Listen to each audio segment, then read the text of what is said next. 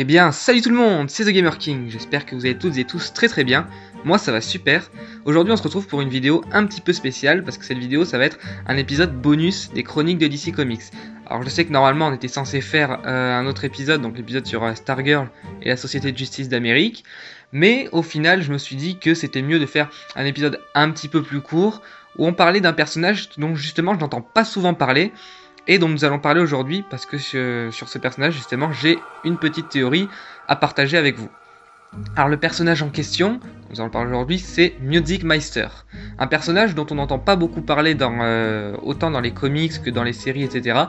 Parce qu'il n'est pas apparu souvent. Il est apparu pour la première fois dans la série animée Batman The Brave and the Bold, qui est sortie, qui est assez récente quand même.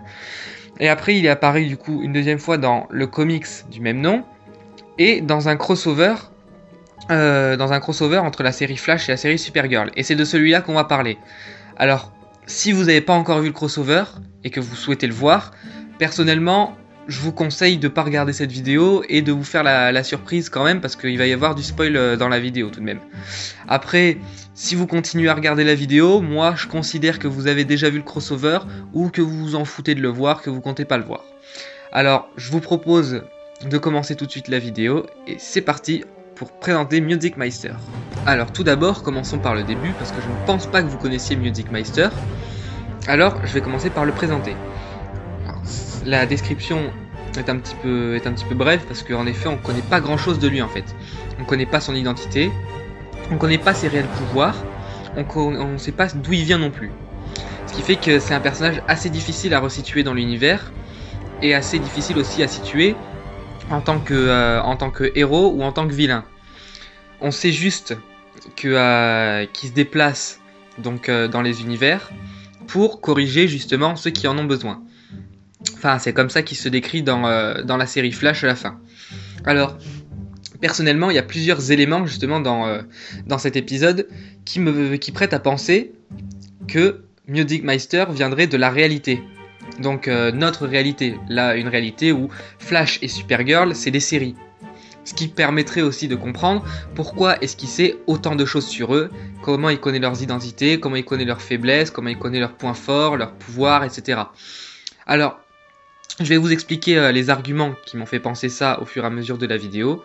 Je vous invite dans les commentaires justement à me dire ce que vous en pensez, si vous pensez que c'est totalement farfelu, que c'est même titre que les théories du complot, que je vais trop loin, ou si justement vous adhérez à la théorie et que vous pensez que c'est possible justement. Alors je propose de commencer tout de suite avec le premier argument. Alors mon premier argument ne vient ni de la série Flash ni de la série Supergirl, elle vient de la série Lucifer, qui au passage est une très bonne série. Dans un extrait donc que je vais vous passer maintenant, et on se retrouve juste après pour débattre.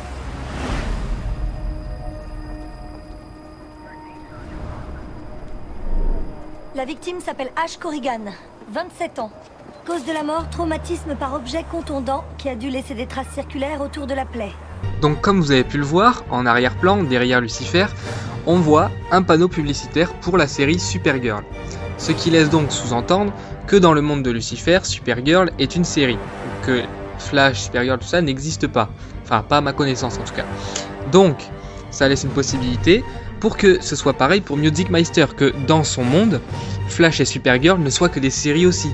Ce qui expliquerait qu'ils connaissent tant de choses sur eux, leur identité, leur pouvoir, leurs limites aussi, et qu'ils connaissent leur passé, etc.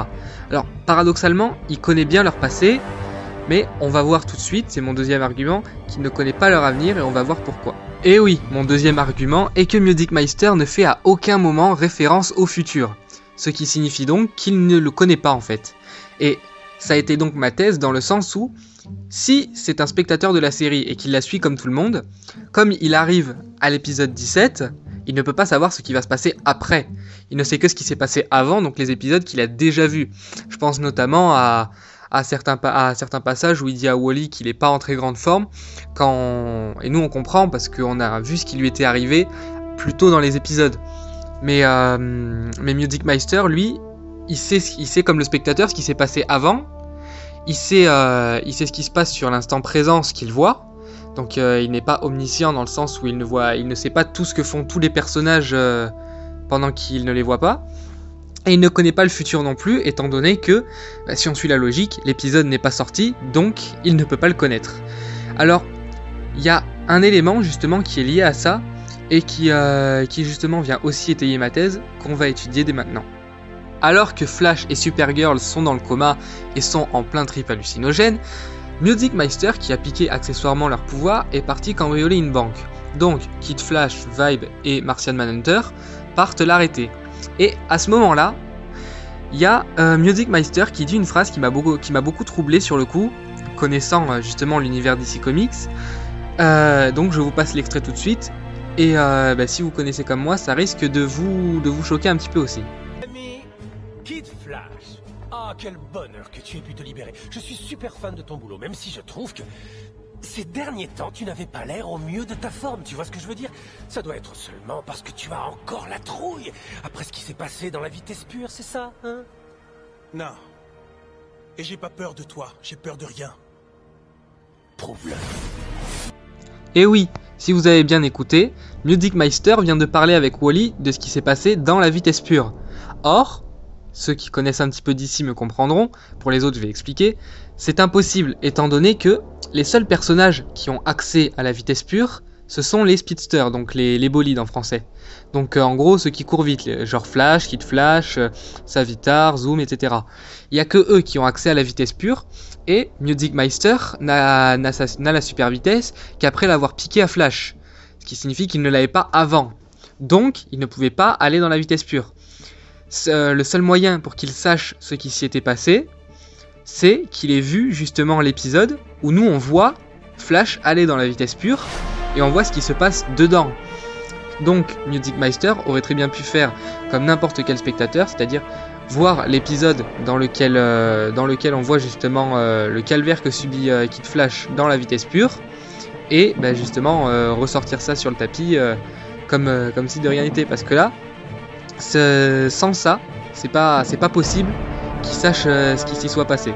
Surtout que on a bien vu l'épisode à ce moment-là. Si encore, je sais pas, par un grand miracle, il avait réussi à entrer dans la vitesse pure, on l'aurait probablement vu dans l'épisode quand même, où il y aurait même eu une petite apparition en arrière-plan qu'on aurait pu remarquer, mais j'ai vérifié, il n'y en a pas, donc ça vient étayer ma théorie encore une fois. Pour mon avant-dernier argument, je vous propose de nous déplacer directement à la fin du crossover, car il y a un extrait justement qui vient encore une fois étayer ma théorie. Donc je vous laisse le visionner et on en débat juste après. Avoir un peu secoué, c'était pour vous mettre en train, pour que vous puissiez chanter et danser. Vous venez aussi d'une autre terre, je ne sais pas, d'un autre multivers, univers, autre monde? Oui, même si je vous le disais, vous ne comprendriez pas. Ah. Ça se termine comme ça, c'est tout? Tu vas juste donner une autre leçon à quelqu'un? Oui, c'est ce que je fais toujours. Ah. Donc si vous avez bien écouté, alors que HR demandait à Music Meister d'où il vient, celui-ci lui a répondu que même s'il lui expliquait, il ne comprendrait pas. Sur le coup, ça m'a pas beaucoup choqué, et puis après j'y réfléchis et je me suis dit, et qu'est-ce qu'une bande de scientifiques qui avec des extraterrestres et des hommes qui courent à Mach 20, qui côtoient l'impossible tous les jours, qu'est-ce qu'ils ne sont pas à même de comprendre? Et c'est là que c'est devenu évident. Si demain on venait vous voir et qu'on vous disait que vous n'êtes pas réel, est-ce que vous y croiriez? Bah non. Si Music Meister leur disait que pour lui, Flash, tout ça, ils ne sont pas réels, ils ne sont que des acteurs, leur monde n'existe pas, c'est que du cinéma. Je pense pas qu'ils comprendraient personnellement. Donc ça explique beaucoup de choses. Et puis même s'il expliquait à Flash, etc., que son personnage, pour lui, est réel. Enfin, je sais pas comment l'expliquer en fait. Flash, dans la série Flash, est réel. Mais Flash, dans la réalité, enfin, Flash en tant qu'acteur, voilà, c'est ce que je voulais dire, n'est pas réel en fait. Il y a pas. Pour Music Meister, il n'y a pas de Flash. Il n'y a que Grant Gustin éventuellement, si c'est lui qui le joue aussi. Mais voilà, tandis que là, il devrait leur expliquer que leur monde est réel pour eux, mais pour lui n'est pas réel, ce n'est pas sa réalité.